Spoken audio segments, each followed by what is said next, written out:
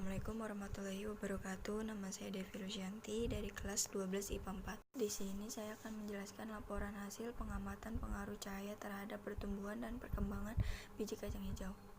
Latar belakang: tanaman merupakan bagian besar dari alam yang ada di bumi kita ini. Selain itu, keberadaan tanaman di bumi ini sebagai produsen terbesar sangatlah penting karena ia merupakan satu kesatuan dari rantai makanan yang terdapat dalam ekosistem.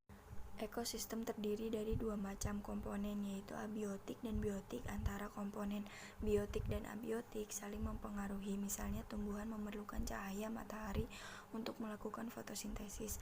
Hasil fotosintesis dibutuhkan oleh makhluk hidup lainnya. Oleh karena itu, saya mengadakan eksperimen untuk mengetahui apakah benar ada pengaruh cahaya matahari terhadap pertumbuhan kacang hijau. Selanjutnya ada tujuan. Adapun tujuan saya melakukan penelitian sebagai berikut. 1. Saya ingin mengetahui apakah benar ada pengaruh cahaya matahari terhadap pertumbuhan kacang hijau.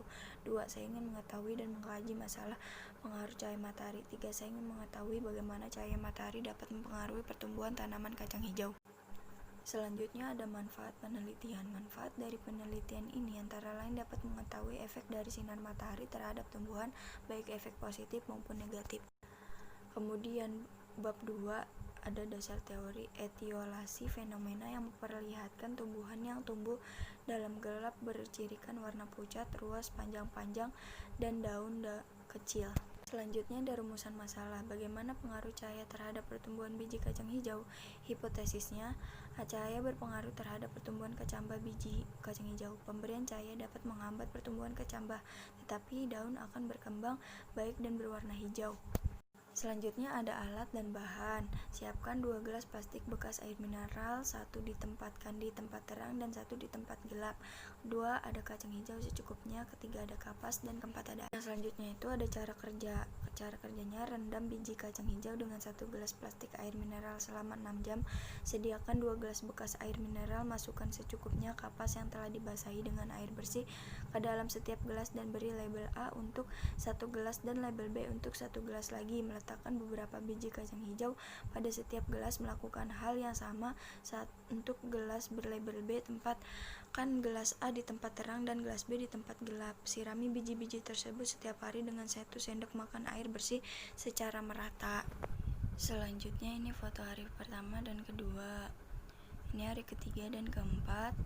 Dan ini hari kelima dan ke-6. Selanjutnya bab 3 pembahasan cahaya memang peranan penting dalam proses fisiologi tanaman, terutama fotosintesis, respirasi, dan transpirasi. Pada pertumbuhan di tempat itu, kacang hijau memiliki bentuk yang hampir sama dengan di tempat terang. Hanya ukuran batang, daun, dan akar berbeda. Pada tempat teduh, laju pertumbuhan sedikit cepat dibanding di tempat bercahaya karena hormon auksin lebih banyak dimiliki oleh tanaman di tempat gelap dibandingkan di tempat terang, sebab tanaman di tempat ini hanya sedikit menerima cahaya matahari. Daunnya agak menguning dan batangnya mengurus. Kemudian yang terakhir ada bab 4 kesimpulan. Cahaya digunakan tanaman untuk proses fotosintesis. Tanaman yang kurang cahaya ditanam di area gelap, batangnya lebih panjang. Hal ini karena tanaman berusaha mencari cahaya untuk keperluan fotosintesis. Tanaman yang cukup cahaya terlihat lebih sehat dan segar, jadinya hormon mempercepat pertumbuhan batang dan cahaya menghambat pertumbuhan. Thanks for watching. Assalamualaikum warahmatullahi wabarakatuh.